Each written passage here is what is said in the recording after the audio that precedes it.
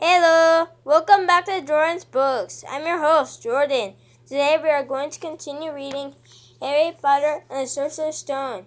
I've got a new copy, which is my own.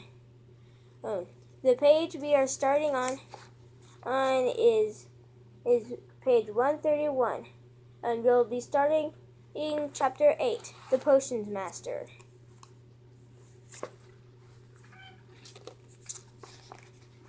Chapter 8, The Potions Master.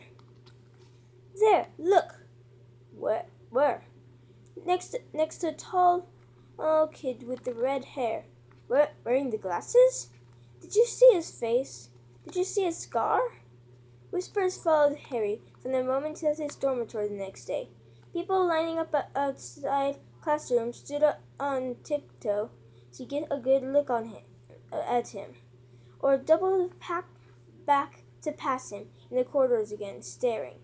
Harry wished they wouldn't, because he was trying to concentrate on finding his way to classes. There were 142 staircases at Hogwarts, wide, sweeping ones, narrow, rickety ones, some that led somewhere different on Friday, some with a vanishing step halfway up that you had to remember to jump. Then there were doors that wouldn't open unless you asked politely, or tickled them in exactly the right place. Doors that weren't really doors at all, but solid walls just pretending. It was also very hard to remember where anything was, because they all seemed to move around a lot. The people in the portraits kept going to visit each other, and Harry was sure the coats of armor could walk. And the ghosts didn't help either. It was always a nasty shock when one of them glided suddenly through a door you were trying to open. Nearly Headless Nick was always happy to point new Gryffindors in the right direction, but Peeves, the poltergeist, was worth 2 locked doors and a trick staircase if you met him when you were late for class. He would drop waste paper baskets on your head, pull rugs from under your feet, pelt you with bits of chalk, or sneak up behind you, invisible, grab your nose, and screech, That's your conch!" Even worse than Peeves, if that is possible, was the caretaker, Argus Filch. Harry and Ron managed to get on the wrong side of him on their very first morning. Filch found them trying to force their way through a door that unluckily turned out to be the entrance to Out of Bounds and corridor on the 3rd floor. He wouldn't believe they were lost, and was sure they were trying to break into it on purpose, and was threatening to lock them in the dungeons when they were rescued by Professor Quirrell, who was passing. Filch owned a cat called Mrs. Norris, a scrawny, dust-colored creature with bulging, lamp-like eyes just like Filch's. She patrolled the corridors alone, breaking a rule in front of her, or put just one toe out of line, and she'd whisk off for Filch, who'd appear wheezing 2 seconds later. Filch knew the secret passageways of the school better than anyone, except perhaps the Weasley twins, and could pop up as suddenly as any of the ghosts. The students all hated him, and it was the dearest ambition of many to give Mrs. Norris a good kick. And then, once he had managed to find them, there were the classes themselves. There was a lot more to magic, as Harry found out, than waving your wand and saying a few funny words. They had to study the night skies through their telescopes every Wednesday at midnight, and learn the names of different stars and the movements of the planets. 3 times a week they went out to the greenhouses beyond the castle to study herbology with a dumpy little witch called Professor Sprout, where they learned how to take care of all the strange plants and fungi, and found out what they were used for. Easily the most boring class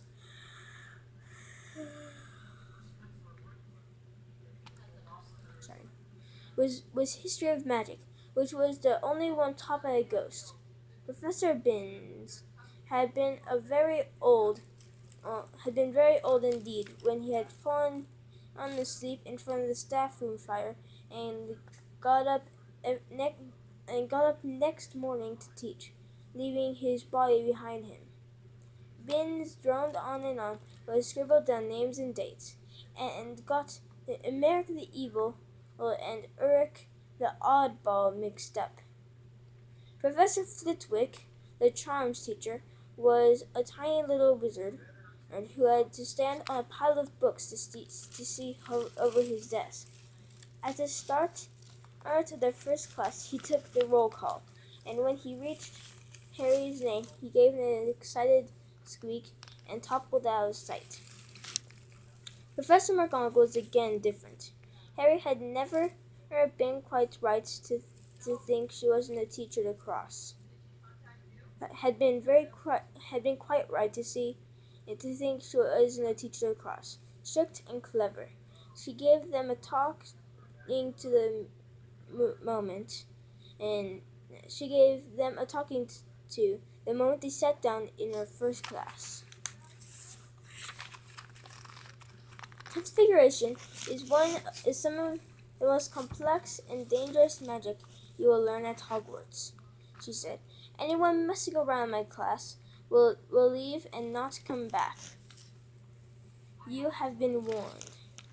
Then she changed her desk into a pig and back again. They were all impressed and couldn't wait to get started, but soon realized they weren't going to be changing the furniture into animals for a long time. After taking a lot of complicated notes, they were each given a match and started trying to turn it into a needle. By the end of the lesson, only Hermione Granger had made any difference to her match. Professor McGonagall showed the class how it had gone all silvery and pointy and gave Hermione a rare smile. The class everyone had been looking forward to was Defense Against the Dark Arts. But Quirrell's lesson turned out to be a bit of a joke. His classroom smelled strongly of garlic, which everyone said was to ward off a vampire he'd met in Romania, and was afraid it would be coming back to get him one of these days. His turban, he told them, had been given to him by an African prince as a thank you for getting rid of a troublesome zombie. But they weren't sure they believed this story.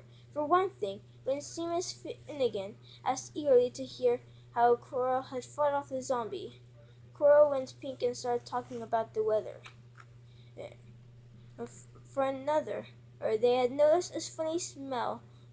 That funny smell hung around the turban, and the Weasley twins insisted it was stuffed full of garlic as well, so that Quirrell was protected wherever he went. Harry was very relieved to find out that he wasn't miles behind everyone else. Lots of people had come from Muggle families, and like him hadn't had any idea that there were witches and wizards. There was so much to learn that even people like Ron didn't have much of a head start. Friday was an important day for Harry and Ron. They finally managed to find their way down to the Great Hall for breakfast without getting lost once. What have we got today? Harry asked Ron as he poured sugar on his porridge. Double potions with the Slytherins, said Ron.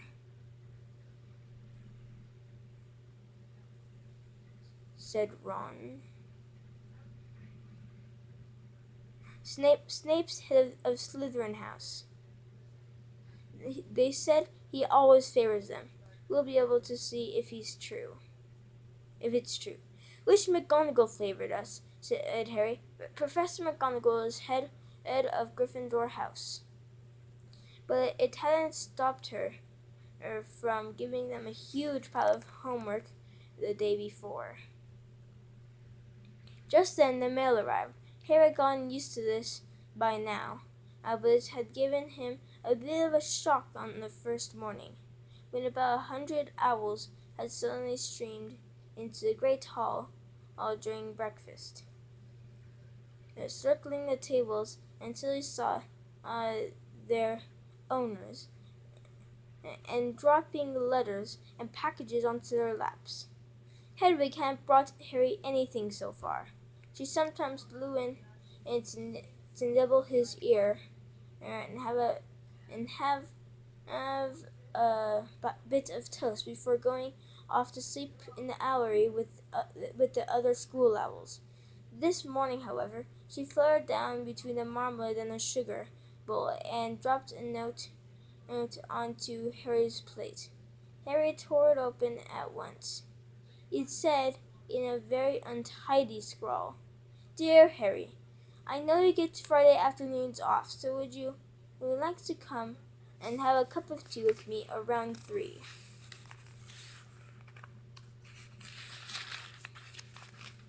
I want to hear all about your first week. Send us an answer back with Hedwig, Hagrid." Harry borrowed Ron's quill. Scribbled, "Yes, please. See you later on the back of the note. See you later on the back of the note, and sent Hagrid off again. It was lucky that Harry had tea with Hagrid to look forward to. Yet the potions lesson turned out to be the worst thing that had happened to him so far. At the start of term banquet, Harry had gotten an idea that Professor Snape disliked him. By the end of the first potions lesson, he knew he'd been wrong. Snape didn't dislike Harry. He hated him. Potions lessons took place down in one of the dungeons. It was colder here than up in the main castle, and would have been quite creepy enough without the pickled animals floating in glass jars around the walls. In the comments below, could you please tell me the exact definition of pickle? Because as all I know about is just the making of cucumbers into pickles. So could you please comment down below on that? Snape, like Flitwick, started the class by taking the roll call, and like Flitwick, he paused at Harry's name. Yes, he said softly. Harry Potter, our new celebrity. Draco Malfoy and his friends Crabbe and Goyle snickered behind their hands. Snape finished calling the names and looked up at the class. His eyes were black like Hagrid's, but they had none of Hagrid's warmth. They were cold and empty and made you think of dark tunnels. "You are here to learn the subtle science and exact art of potion making," he began. He spoke in barely more than a whisper, but they caught every word, like Professor McGonagall. Snape had the gift of keeping a class silent without effort, as there is little foolish wand-waving here. Many of you will hardly believe this is magic. I don't expect you will really understand the beauty of this softly simmering cauldron with its shimmering fumes, the delicate power of liquids that creep through human veins, bewitching the mind, ensnaring the senses. I can teach you how to bottle fame, and brew glory, and even stopper death.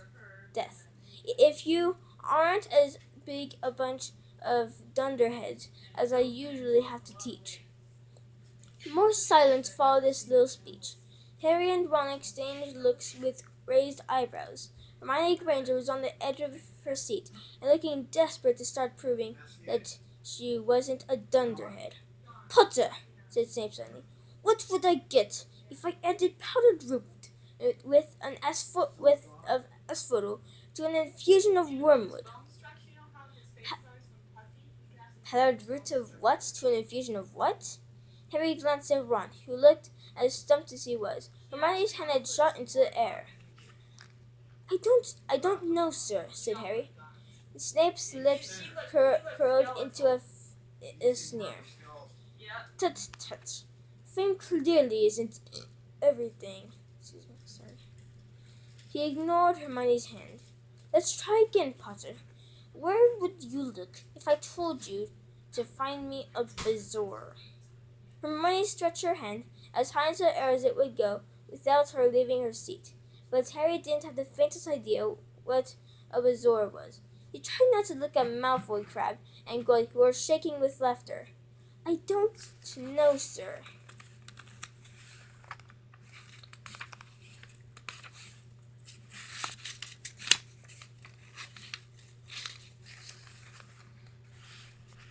Thought you wouldn't open the book before coming, eh, Potter?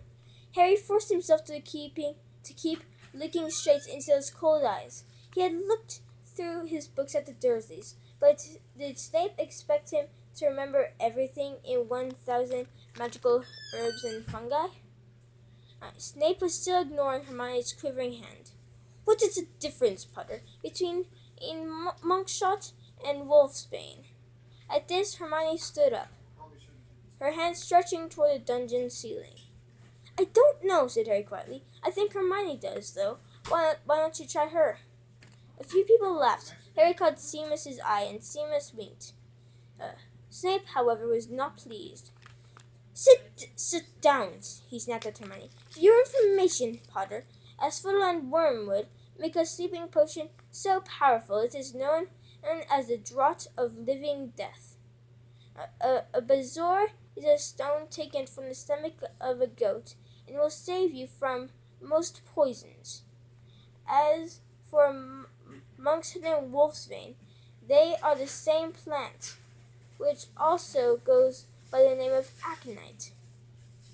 Well, why aren't you all copying that down? There was a sudden rummaging for quills and parchment. Over the noise, Snape said, and a point will be taken in from Gryffindor House for your cheek, Potter. Things didn't improve for the Gryffindors as the potions lesson continued.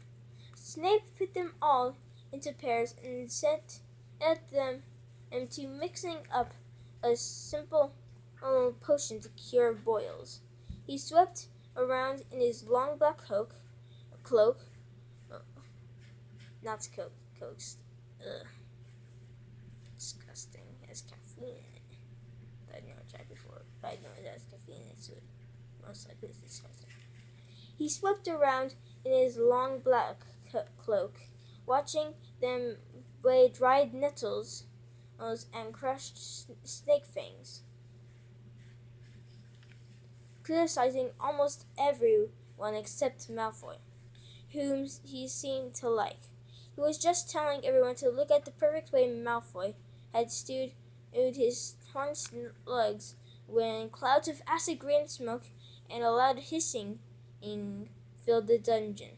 Neville had somehow managed to melt Seamus's cauldron into a twisting blob, and their potion was seeping across the stone floor, burning holes in people's shoes. Within seconds, the whole class was standing on their stools, while Neville had been drenched in a potion when the cauldron collapsed, moaned in pain as angry red boils sprang up all over his arms and legs.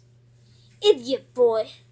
Snarled Snape, clearing the spilled potion away with one wave of his wand. I suppose you added porcupine quills before taking the cauldron off the fire. Neville whimpered as boils started to pop all over his nose. Pop up all over his nose. Take him to the hospital wing, Snape spat at Seamus. Then he ran on Harry and Ron, who had been working next to Neville.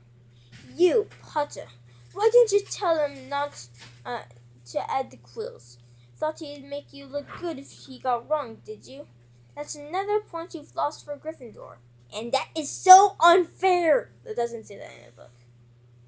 Because he doesn't know that Harry wasn't did those things for those reasons. He just assumed it.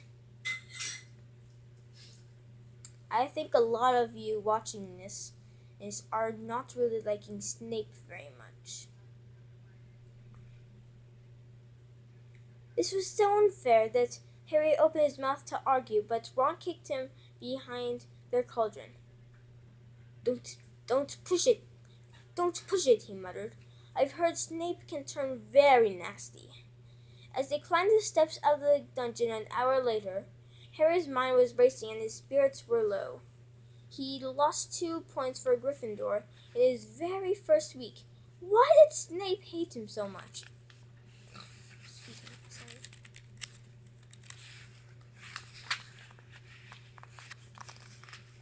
Cheer up, said Ron. Snape's always taking points off Fred and George. Can I come and meet Hagrid with you? At 5 to 3, they left the castle and made their way across the grounds. Hagrid lived in a small wooden house on the edge of the Forbidden Forest. A crossbow and a pair of galoshes were outside the front door. And I'm sorry, but that's the end of the video. I'll see you next time for part 2 of the Potions Master.